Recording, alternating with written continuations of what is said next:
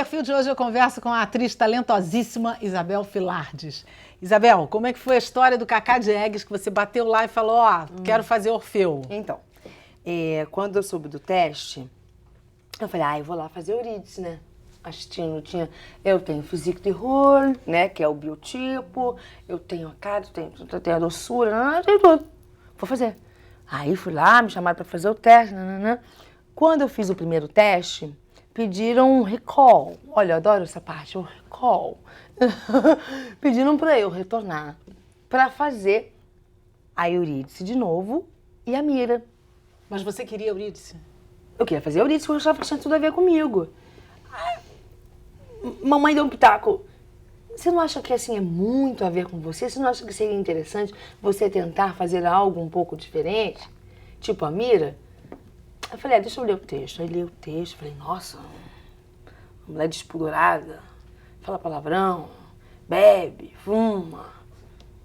Interessante, vou fazer. Aí fiz o teste. Aí me chamaram de novo. Eu falei, eu já não sabia se isso era bom ou se era ruim. Aí eu já gostei da Mira. Falei, se não me chamar pra fazer a Mira, eu faço. Foi se afeiçoando. Eu queria ela fazer o filme. Você afeiçoando a Mira depois. Aí foi o Cacá que fez esse teste. O próprio? O próprio. Aí ele falou assim, então, porque ele fala baixinho, né? Ele é uma pessoa extraordinária. Isabel, ele é um querido, um diretor incrível. Adoro. Querida, então deixa eu te explicar uma coisa.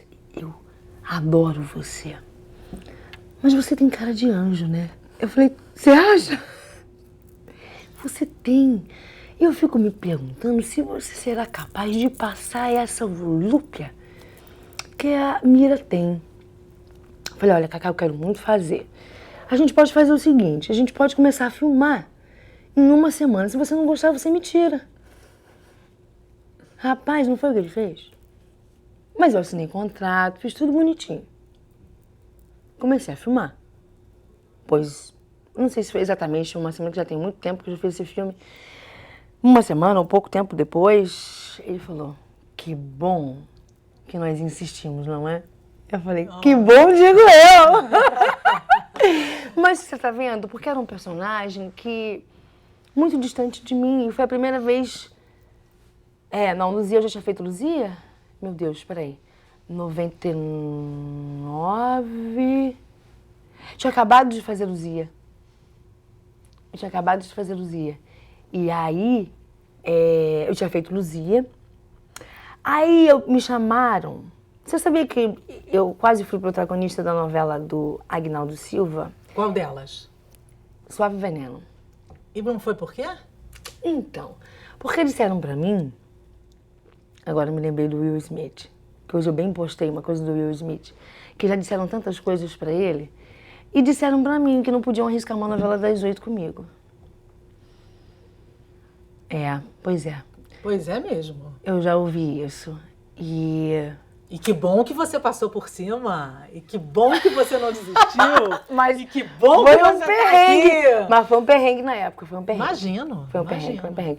E logo depois o Cacá me chamou, aí veio a história veio o Orfeu pra eu fazer, eu passei por tudo isso. Talvez eu só tive essa gana de falar isso pro Cacá por conta do que eu passei. Toda vez que a gente chega, uma coisa se fecha, abre outra, se a gente não Mas eu criei uma casquinha, eu criei uma Mas é um uma elo coisa, de força. É um elo de força, pra você seguir, Poderia ter me derrubado, Claro. mas eu dei uma encorpada ali e o personagem fez vá! Foi sensacional. Talvez se você não tivesse esse não lá atrás, você não tivesse tanta gana cá na frente. Mas eu ainda tenho a gana de fazer o personagem do Agnaldo. Claro. Gana a gente não perde, a gente só Entendeu? vai, né, acumulando. Eu fico pensando assim, já me questionei muito, já me perguntei muito, não me pergunto mais. Eu acho que as coisas são como são e a gente tem maturidade ou não para determinadas coisas. E tempo, né? Mas não esqueço disso. Mas o tempo é um grande aliado, né? O tempo ajuda muito, eu entendi né? que sim. O tempo ajuda, porque o que pode não ter sido bom aqui, pode ter sido vai ser bom lá na frente, de outro jeito, de outra forma, né? Vai ser melhor. E eu acho que o grande lance é criar esse elo e não desistir, né? Porque é sempre mais fácil desistir. Mas já tiveram 2 momentos que eu quis desistir. Qual foi o outro? Eita, agora como foi? Qual foi o outro? Ai, não lembro, não. Só pra Foi lá. novela? Foi. Novela também. Foi. Você acha que nesse campo as pessoas têm realmente essa coisa de mais receio de, digamos, arriscar ou de colocar mais a cara a tapa em prol de um artista, de um ator? É verdade isso? Porque o teatro tem muito menos isso. O teatro tem muito mais a experimentação. Você, por exemplo, fez Lapinha, uma cantora de ópera, lírica, do século XVIII, que foi lindo aquilo, você cantava lindamente. Quer dizer, não tem essa barreira, não tem esse não, por que não? Então, Lapinha veio pra minha vida, ela me achou, ela me escolheu pra fazer a vida dela, no momento da minha vida pessoal muito dolorido. Ela veio pra fazer assim, você pode, tanto que eu produzi e protagonizei. Algo muito difícil de se fazer, mas realizável. E eu posso fazer. Então, eu me descobri produtora de teatro, eu me descobri protagonista de um espetáculo, eu me descobri cantora lírica, mas tive que estudar muito para fazer, né? Me rasgar inteira, me virar do avesso para fazer essa personagem. O que acontece na televisão, às vezes, eu acho, é que às vezes experimentam pessoas que talvez não tenham um estofo para serem experimentadas.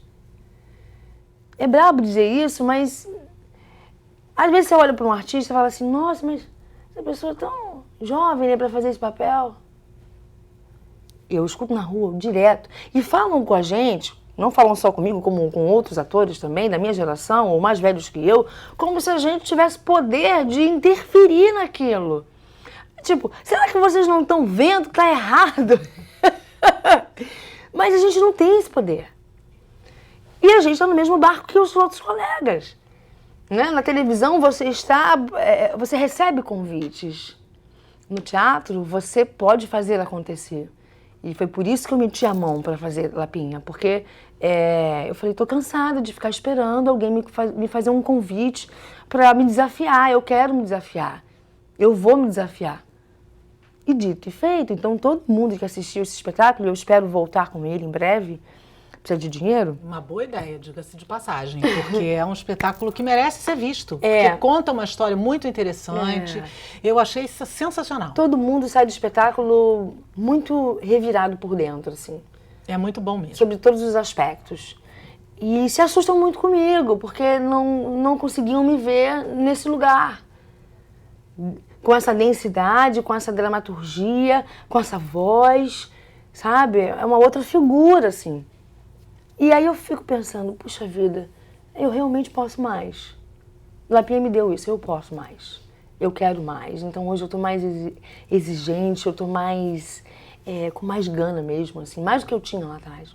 Mais do que essa época aí da novela que eu te falei. Você acha que quem tá com a voz, negros, estão falando o que tem que ser falado, estão colaborando nesse sentido? Pergunta, hein? Que pergunta difícil.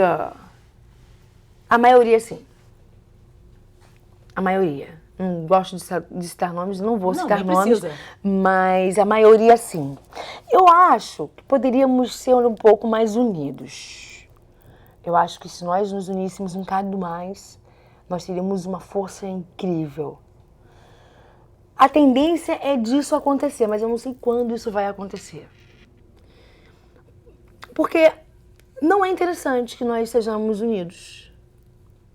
Não é interessante. Porque a corrida do ouro é tão louca, a corrida pelo espaço é tão voraz, que não propicia que a gente seja assim. E o medo é muito grande de se perder aquele pequeno espaço que você conquistou, entendeu? Sendo que o talento, ele é único, ele é singular. Cada um é cada um. E quem perde, normalmente nunca teve, né? Em geral, é mais ou menos assim, né? Você tá dizendo isso? Mas não é? É mais ou menos assim. Porque o difícil não é chegar, o difícil é ficar. Manter. É permanecer. É difícil. Isso é que é, aí é que é o X arte. da questão. Aí é que é arte. Porque envolve uma série de questões. Envolve o talento, né? Envolve você se colocar bem. Essa coisa que eu falei, do que eu aprendi lá atrás, da disciplina e às vezes é um bom ator, mas não tem uma boa disciplina, não tem uma boa conduta, não não leva legal, não conduz bem a tua carreira.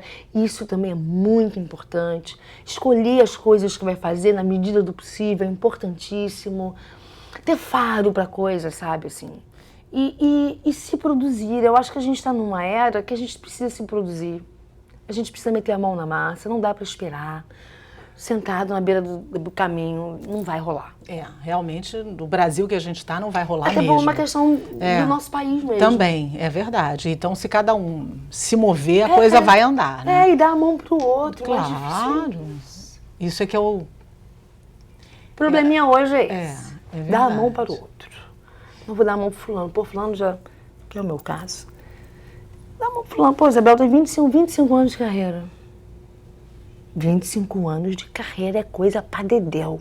E essa mulher que faz tudo isso e mais um pouco, ainda tem ONGs. Pois é. Doe seu lixo e força do bem. Onde se encontra tempo para tanto e doe seu lixo, melhorou muito a vida de muita gente, sobretudo a consciência das pessoas. Como é que esse assunto chegou para você? Eu digo que foi um chamado mesmo, assim, um chamado interno. Cada um diria de uma forma, eu diria que foi um chamado espiritual. Um pouco. Porque, e de consciência mesmo, porque na medida em que você se depara e você não olha mais só para o seu próprio umbigo, e você olha para o mundo e do que está ao teu redor, e você tem consciência de quem você é e do que você pode fazer com que aquilo que você tem, no meu caso, ser uma pessoa pública, formadora de opinião, né, e que você pode fazer algo a mais com isso, e não só ali ser atriz. Na verdade, foi isso que eu fiz, porque eu fiquei tão preocupada com o meio ambiente, com essa coisa de acabar a água, ou da água ficar restrita, de doenças voltarem, doenças que estavam erradicadas, doenças voltarem. Aquilo me deu um pouco de paura quando eu li matérias sobre isso, sabe? E eu falei, poxa, eu acho que eu posso fazer um pouco mais. Eu já fazia, eu emprestava minha imagem para várias campanhas sociais, mas eu não sei, algo a mais bateu dentro de mim mesmo, um calor fundo, e eu falei, eu preciso fazer alguma coisa. Fui para casa, falei com o Júlio César, meu ex-marido, e eu falei, precisamos fazer alguma coisa. E aí, o chamado veio nesse voo que eu fui para Belo Horizonte, eu acho, na Vitória, eu não lembro direito, em que eu li essa matéria e um homem me abordou quando eu cheguei nessa cidade e falou assim, eu quero te convidar para fazer parte da nossa convenção interna na nossa empresa. Mas você vai falar sobre o quê? Sobre o meio ambiente. Eu falei, mas você estava no mesmo voo que eu? Eu falei, acho que ele ouviu minha conversa, falando com a minha mãe, né? Tava, não sei, voltar. Sim, vim do Rio de Janeiro, Não, mas eu não ouvi sua conversa. Eu nem sabia que você estava no mesmo voo. Eu falei, há algo no ar. E ali as coisas foram reações em cadeia. Eu vi uma reportagem de uma senhora que vivia de catar lixo. Eu falei, mas lixo dá dinheiro e tal. Então vamos cuidar das pessoas, do meio ambiente ao mesmo tempo e tal. Aí o Júlio César falou, minha filha, mas a gente vai ficar passando pratinho? O projeto vai morrer.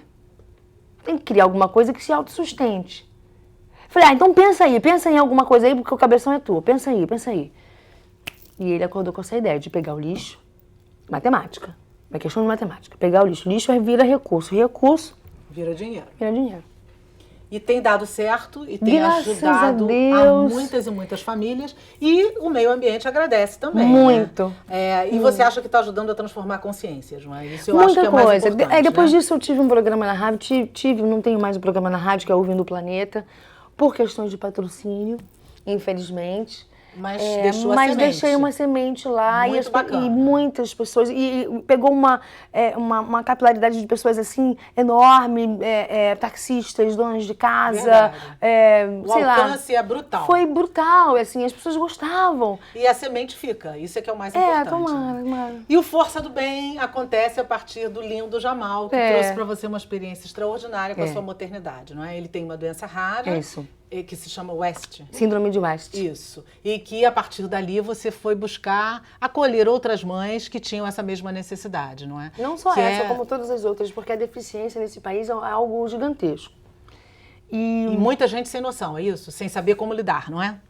Muita gente, nós somos muito despreparados para eles. Muito. Sob todos os pontos de vista. Todos.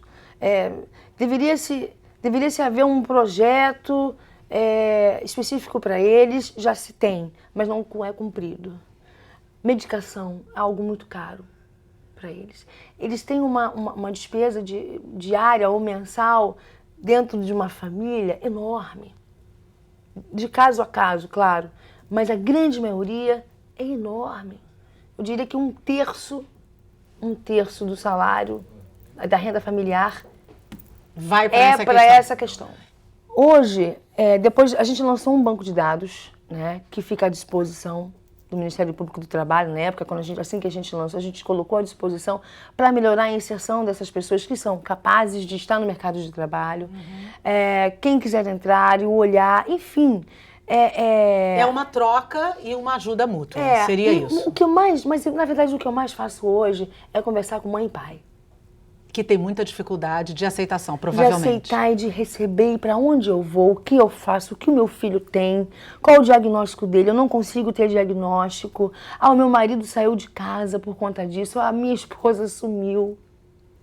Tem um endereço eletrônico, Força do Bem? aforcadobem.org.br. Então quem quiser pode visitar lá. Pode.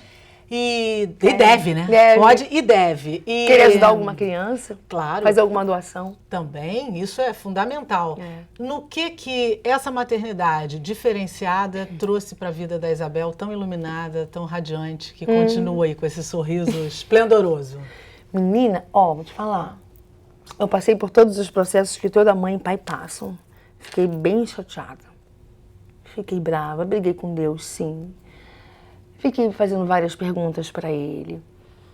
E eu percebi que na medida em que eu fazia as perguntas, as respostas não vinham. Na medida em que eu dei uma relaxada e fui cuidar do meu filho, as respostas começaram a vir.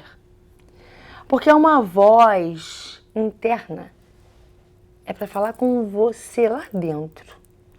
Então o Jamal veio, e olha, né, eu sempre falei isso e vou falar e vou repetir.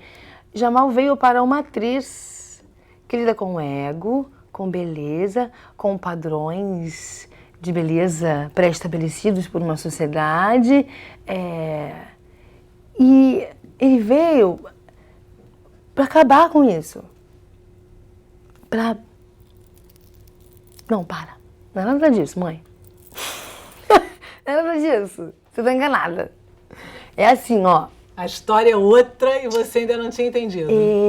Então assim, a dor, o medo de perdê-lo e o desespero e a gana de ir em busca do que é que ele realmente tinha e do que eu poderia fazer por ele é que me fez ver essa nova realidade, ter esse novo olhar para o ser humano e para mim mesma. Para de reclamar. Teu filho não anda, teu filho não fala, ele se comunica com o corpo, com os olhos. Teu filho não sorri, não chora. Quem é você nesse bolo? E assim eu me deparei com uma realidade de outras mães e realidades muito piores que as minhas. Crianças que usam sonda, crianças que usam respirador, como é que chama aquele que usa no pescoço? Sei. Traqueostomia, em estados vegetativos, outros filhos, e mães que perdem seus filhos. Eu não posso reclamar. Transformou a sua dor, de certa forma, em forja. Forja para seguir. E para entender melhor o outro. E para entender melhor, ter mais paciência, ter mais tolerância. E os irmãos se dão todos certinho, todo mundo feliz uns com os outros, vida normal de pouco irmão. De ciúme. Mas isso tem em qualquer família. Não existe família saudável que não passe por aí, né? Não tem muito jeito. Tem a questão da Ana Luz com o irmão, porque a Ana Luz, isso eu só soube há bem pouco tempo, tanto é que ela foi fazer terapia. Ela se sentiu roubada. Normal também. Aí vai para terapia e chora copiosamente porque ela sabe que ela não tem a devida relação com o irmão que deveria ser, mas ainda não conseguiu transpor essa barreira. Ela vai me matar que eu falei isso, mas eu tô falando. E o Kalel, porque é ciumento mesmo. Então eu faço uma relação do Kalel de beijar o irmão todos os dias. Mas eu acho que esses conflitos, isso é natural de todas as famílias, não importa se com filhos especiais ou não. Acontece. Eu tinha muito mais a te perguntar, mas o tempo realmente acabou e eu estou quase apanhando aqui, entendeu? E eu queria continuar aqui conversando com você. Então eu queria encerrar com uma coisa. Uma palavra de ordem na sua vida. Fé. E o que você não faria de novo? No dia que aquele diretor falou pra mim que eu não podia fazer, eu deveria ter dito pra ele, eu posso fazer. Muito bem. Adorei essa autoanálise agora. Encerramos com chave de ouro. Eu posso fazer. Isso, eu posso mesmo. Chegou o nosso momento literário. Eu vou indicar um livro que se chama O que é que ele tem. Eu não sei se você já ouviu falar. É da Olivia Byton, que também tem um filho com uma síndrome rara. O que ele tem, você sabe? Ele tem uma síndrome de Apert, que é completamente diferente. Ele tem muitas e muitas situações diferentes e hoje consegue ter uma vida dentro de uma normalidade.